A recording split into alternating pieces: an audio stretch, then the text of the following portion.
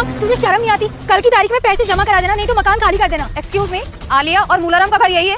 जी हाँ मैडम, मैं ही आलिया हूँ और ये मेरे बड़े भैया मूलाराम जी है। बताओ क्या हुआ? हुआ कुछ भी नहीं है। अभी तुम दोनों भाई बहन को ना डीएम साहब ने ऑफिस में बुलाया है, चलो मेरे साथ। क्या डीएम साहब ने बुलाया है? लेकिन क्यों मैडम? हे भगवान, नालायक हो। और किस किस के पैसे खाओगे तुम? मेरे पैसे खा गए, बस्ती में पता नहीं कितने लोगों के पैसे तुम खा गए। माँ बाप तो तुम्हारे मर गए और यहाँ तुमको छोड़ के चले गए। पूरी बस्ती का नाम खराब कर रखा है तुमने। मैडम साहिबा, आप ले जाओ इनको यहाँ से। अरे नहीं नहीं, हमने कुछ नहीं किया है और पता नहीं मैडम जी यहाँ पर क्यों आई हैं। अरे हमने किसी के पैसे नहीं खाए। अरे क्या चल रहा है ये सब यहाँ पर? मुझे डीएम साहब ने बोला है कि अभी के अभी मैं आप लोगों को ऑफिस लेकर चलूं और आप लोगों की यहाँ पर लड़ाई झगड़ा कर रहे हो। देखो इतना टाइम नहीं है मेरे पास में और डीएम साहब को पता लगेगा ना कि तुम लोगों की वजह से मैं भी लेट हो गई हूँ तो मेरी नौकरी चली जाएगी। अभी के अभी चलो तुम दोनों। ठीक है मैडम, आप चलिए, हम लोग तैयार होकर 1 घंटे में पहुँच जाएंगे। अरे लंगड़े, अब तो शर्म कर ले।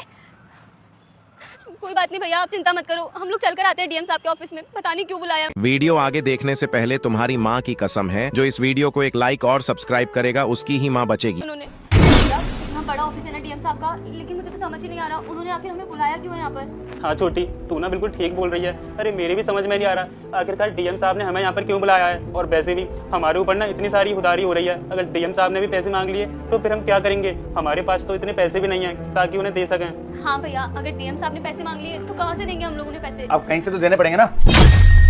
मनीष भैया, आप यहाँ क्या कर रहे हो? और कितने अच्छे लग रहे हो आप इन कपड़ों में।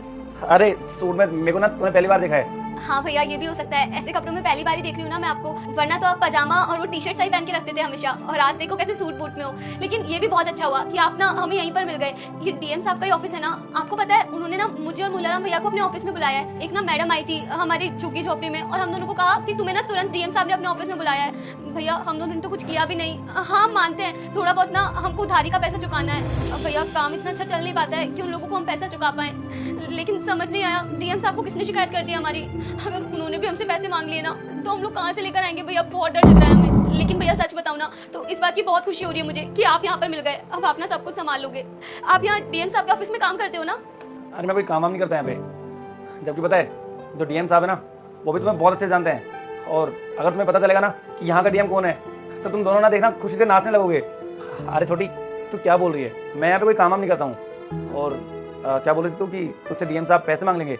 अरे वो कोई पैसे वैसे मांगने के लिए नहीं बुलाए तुमको, जबकि तुम लोगों को बहुत अच्छे जानते हैं और तुम दोनों भी ना उन्हें बहुत अच्छे जानते हो।